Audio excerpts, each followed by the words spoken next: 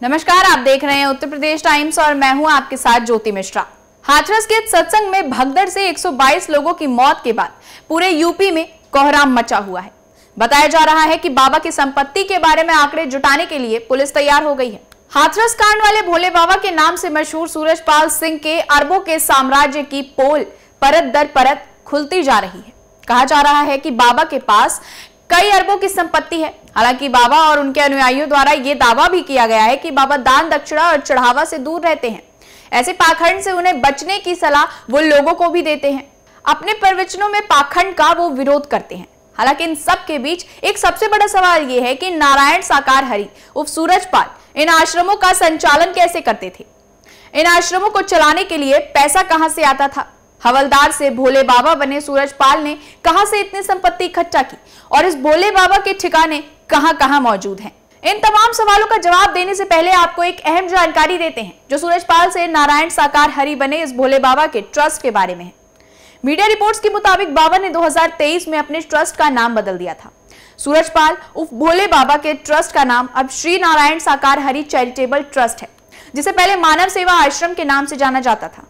जानकारी के मुताबिक 2023 में ही पटियाली के रजिस्ट्री ऑफिस से इस ट्रस्ट से जुड़ी कुछ रजिस्ट्रियां हुई, तभी 12 साल बाद बाबा वहां गए थे। यूपी में भी कई शहरों में नारायण साकार हरि उर्फ भोले बाबा की बेतहाशा संपत्ति मौजूद है। यहाँ करोड़ों की जमीन पर उनके भव्य आश्रम बने हुए हैं और आश्रमों को चलाने में भी लाखों रुपए खर्च होते हैं। नारायण साकार हरि उर्फ भोले बाबा के आश्रम यूपी के कई शहरों में भी मौजूद हैं। इन आश्रमों में रोजाना हजारों भक्त सत्संग और दर्शन के लिए पहुंचते हैं। आश्रम में भक्तों के ठहरने से लेकर खाने पीने तक की व्यवस्था होती है। आश्रम में रोजाना हजारों भक्तों को बाबा के सेवादार उनके कथित चमत्कारों की कहानियां सुनाते थे और दिखाते थे ताकि बाबा के अनुयायियों का उन पर भरोसा टिका रहे। नारायण साकार हरि उर्फ सूरजपाल के ट्रस्ट श्री नारायण साकार हरि के यूपी के जिन शहरों में आलीशान आश्रम मौजूद हैं उनमें शामिल है कासगंज के पटियाली में आश्रम, मैनपुरी में भव्य आश्रम, संभल में प्रवास कुटिया के नाम से आश्रम, आगरा के केदारनगर में घर और नोएडा में आश्रम। बताया जाता है कि जिन जमीनों पर बाबा के आश्रम मौजूद हैं वो ज्यादातर दान की जमीन है जो भोले बाबा पर विश्वास रखने वाले लोगों ने उनके मानव सेवा आश्रम ट्रस्ट को दी थी। लेकिन साल 2023 में सूरजपाल उर्फ भोले बाबा ने जैसे जमीनों की रजिस्ट्री उनके ट्रस्ट के नाम हुई, उन्होंने तुरंत ट्रस्ट का नाम ही बदल दिया ताकि करोड़ों रुपए की इन संपत्तियों पर भविष्य में उनका ट्रस्ट का कब्जा मजबूत हो सके। इनमें से कासगंज और मैनपुरी में जो आश्रम है वो कई बीघे जमीन पर बने हैं जिनकी कीमत करोड़ों रुपए में आकी जा रही है। इतना ही नहीं, बाबा नारायण साकार हरि के अलग अलग शहरों में होने वाले सत्संग के लिए भी चंदा नहीं मांगा जाता। उन्हें आयोजित करने की जिम्मेदारी बाबा की हम कमेटी की होती है।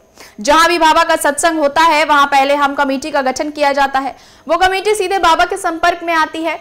हम कमेटी ही सत्संग का पूरा खर्च उठाती है। इस हम कमेटी को बाहर से चंदा लेने की मनाही होती है। पहले बाबा पंडाल में जाते हैं, इस कमेटी से मिलते हैं, फिर सत्संग होता है। बाबा के सत्संग के लिए हम कमेटी के जरिए ही कोई पंडाल का टेंट लगवाता है, कोई खाने पीने की व्यवस्था करता है तो कोई सेवादारों को मैनेज करता है। कुल मिलाकर बाबा के आश्रमों का अर्थशास्त्र किसी कंपनी की तरह चलता है जिसमें कमेटियों के रूप में कई डिपार्टमेंट होते हैं और उनमें भी सेवादारों की अलग अलग पोजीशन यानी जिम्मेदारियां होती हैं। नारायण साकार हरि उर्फ भोले बाबा अंडरग्राउंड है जिनकी तलाश यूपी पुलिस कर रही है। चप्पे चप्पे पर उनकी तलाशी हो रही है। कई टीमें बना दी गई हैं। ये बाबा अन्य साधु सन्यासियों और बाबाओं से दरअसल बिल्कुल अलग हैं क्योंकि उनका रूप रंग और पहनावा ऐसा है जो दूसरे साधुओं से बिल्कुल भिन्न है। दरअसल वो गेरुआ वस्त्र नहीं पहनते, धोती कुर्ता छोड़कर वो सिर्फ सूट पहनते हैं। फिलहाल इस खबर में इतना ही। यूपी से जुड़ी तमाम बड़ी खबरों के लिए देखते रहिए उत्तर प्रदेश टाइम्स। धन्यवाद।